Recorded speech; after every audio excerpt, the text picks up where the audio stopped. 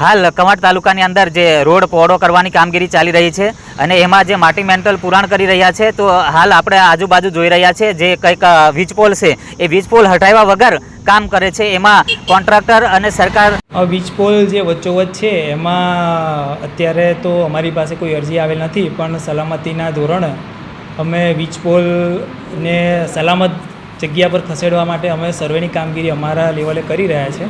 એમના જે કામગીરી ચાલે છે એટલે એમના કોઈ પ્રતિનિધિ અમારે ત્યાં આવ્યા હતા, જેમણે અમે અરજી કરીશું પણ અત્યારે તમારા લેવલે સર્વેની કામગીરી કરો એવું એમને જણાવ્યું હતું, એટલે અમે સર્વેની કામગીરી કરી રહ્યા છીએ. જે હયાત લાઈન છે જ્યાં સુધી અમને વેલ્યુ ના મળે ત્યાં સુધી અમે લાઈન હટાવી ના શકીએ. એ અમે એમને અંદાજપત્ર આપીશું, એ અંદાજપત્ર ભરપાઈ કરશે અને જે કોઈ બી રસ્તા ઉપર દબાણ છે એ દબાણ દૂર થશે પછી જ અમે લાઈન ખસેડી શકીએ.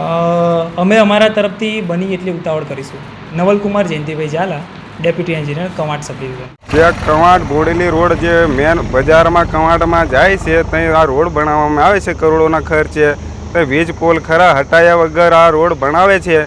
વીજ પોલ અંદર આવે છે, રોડ બહારની સાઈડ 2-3 ફૂટ જેવો બહાર જાય છે. વીજ પોલ હટાયા નથી અને અહીં કોઈ એક્સિડન્ટ થઈને મરી જાય ગમે તે થાય તો એને તંત્રને જવાબદાર એમને જાતે લેવું પડશે. અને આનું વહેલી તકે આને હટાવીને રોડ બનાવે તો અમારા સારું રહે, અમારા માણસોને અવર જવર માટે કોઈ દિવસ કંઈ નુકસાન નહીં થાય. ને વીજ પોલ આવવાના વરે છે ને કોઈ દિવસે કોઈ મરી જાય એની જવાબદારી કોણ લેશે? સુખરામભાઈ જામસિંગભાઈ.